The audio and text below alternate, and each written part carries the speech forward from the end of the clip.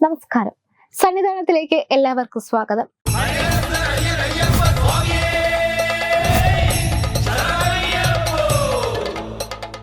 ഇരുമുടിക്കെട്ടില്ലാതെ 18-ാം പടി ചവിട്ടാൻ സാധിക്കില്ല. ഇരുമുടിക്കെട്ട് മുറുക്കുമ്പോൾ ശ്രദ്ധിക്കേണ്ട ചില കാര്യങ്ങളുണ്ട്. ഗുരുസ്വാമിയാണ് കെട്ടുമുറുക്കുക. ഗുരുസ്വാമി ഇല്ലെങ്കിൽ ക്ഷേത്രങ്ങളിലെ മേൽശാന്തി മതി. കെട്ടുമുറുക്കാൻ പറ്റിയ സ്ഥലം ഗൃഹത്തിലോ ക്ഷേത്രത്തിലോ ആണ്. ഗൃഹത്തിലാണെങ്കിൽ ഗുരുസ്വാമി വേണം, ക്ഷേത്രത്തിലാണെങ്കിൽ മേൽശാന്തി മതി. വീട്ടിലാണെങ്കിൽ മുറ്റത്ത് പ്രത്യേക പന്തലിട്ട് ചാണകം മെഴുകി ശുദ്ധി വരുത്തണം. പന്തലിനും സ്ഥാനമുണ്ട്. വീടിന്റെ കിഴക്ക് വശത്ത് 7 കോൽ ചതുരത്തിൽ വേണം പന്തൽ.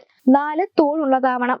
അതിനു മുകളിൽ ഓലമേയ, വശങ്ങൾ വെള്ള വസ്ത്രം കൊണ്ട് മറച്ച് ആലില, മാവില, പൂക്കൾ എന്നിവ കൊണ്ട് അലങ്കരിക്കാം. വെറ്റിലയും അടക്കയും തേങ്ങയും നെയ്ത്തേങ്ങയുമാണ് ആദ്യമായി മുൻകെട്ടിനുള്ളിൽ വെക്കേണ്ടത്. തേങ്ങയ്ക്കുള്ളിലെ വെള്ളം മാറ്റി പകരം നെയ്യ് നിറയ്ക്കുന്നതാണ് നെയ്ത്തേങ്ങ. ഇത് നിറയ്ക്കുന്ന സമയം ശരണം വിളികൾ അന്തരീക്ഷം മുഖരിതമാക്കുന്നു. അരി, അവൽ, മലർ, തേങ്ങ, കർപ്പൂരം, മഞ്ഞൾപ്പൊടി, നാഗയക്ഷി, നാഗരാജാവ് എന്നിവർക്ക് അർപ്പിക്കാനുള്ളത്. കുരുമുളക്, ഉണക്കമുന്തിരി, കൽക്കണ്ടം, മറ്റ് പൂജാ സാധനങ്ങൾ എന്നിവയാണ് കൊണ്ടുപോകാറുള്ളത്. അയ്യപ്പന് നിവേദ്യത്തിനുള്ള ഉണക്കലരി, കദളി വാഴപ്പഴം, ശർക്കര എന്നിവയും ഇരുമുടിക്കെട്ടിൽ ഉൾപ്പെടുത്താറുണ്ട്. വഴിപാട് സാധനങ്ങളോടൊപ്പം യാത്രാവേളയിൽ ഭക്തന്മാർക്ക് കഴിക്കാനുള്ള ഭക്ഷ്യവസ്തുക്കളും പഴയ കാലങ്ങളിൽ ഇതിൽ ഉൾപ്പെടുത്തുന്നു. നിലവിളക്ക് തെളിയിച്ച് ശരണം വിളിച്ചുകൊണ്ടാണ് കെട്ടുമുറുക്കാൻ തുടങ്ങുക. നിലവിളക്കിന് മുന്നിൽ വെറ്റിലയും പാക്കും നാണയവുമായി പൂർവികരെ ഓർത്ത് ദക്ഷിണ വെക്കും. കറുപ്പോ കാവ്യോ വസ്ത്രമെടുത്ത് തലയിൽ തോർത്ത് കെട്ടി പ്രാർത്ഥിക്കണം.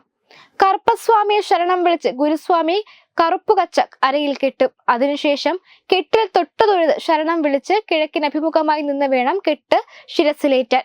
കെട്ട് ശിരസിലേറ്റിയാൽ കിഴക്കോട്ട് ഇറങ്ങി പന്തലിന് 3 പ്രദക്ഷിണം വെച്ച് നാളികേരം ഉടച്ചു വേണം ഇറങ്ങാൻ. ഇതൊക്കെയാണ് പ്രധാനമായും മല ചവിട്ടാൻ പോകുന്ന ഭക്തർ അറിഞ്ഞിരിക്കേണ്ടത്. അതേസമയം മണ്ഡലകാലം തുടങ്ങിയതിൽ പിന്നെ വൻ ഭക്തജന തിരക്കാണ് ശബരിമലയിൽ അനുഭവപ്പെടുന്നത്. കഴിഞ്ഞ ദിവസം രാത്രി 10 വരെയുള്ള കണക്കനുസരിച്ച് 76,934 പേർ ദർശനം നടത്തി. ഇതിൽ സ്പോട്ട് ബുക്കിംഗ് വഴി എത്തിയത് 11,244 പേരാണ്. വെർച്വൽ ക്യൂ വഴി 70,000 പേർക്കും തത്സമയ ബുക്കിംഗ് വഴി 10,000 പേർക്കുമാണ് ദർശനം അനുവദിച്ചിരിക്കുന്നത്. വെർച്വൽ ക്യൂ ബുക്ക് ചെയ്തതിൽ ആളുകൾ എത്താത്തതനുസരിച്ച് അതുകൂടി കണക്കാക്കി സ്പോട്ട് ബുക്കിംഗ് അനുവദിക്കുകയാണ്.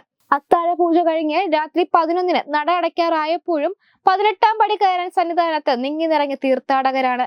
എല്ലാ ബാരിക്കേഡും നിറഞ്ഞ KSCB ഭാഗത്തേക്ക് ക്യൂ നീണ്ടു നിന്നു.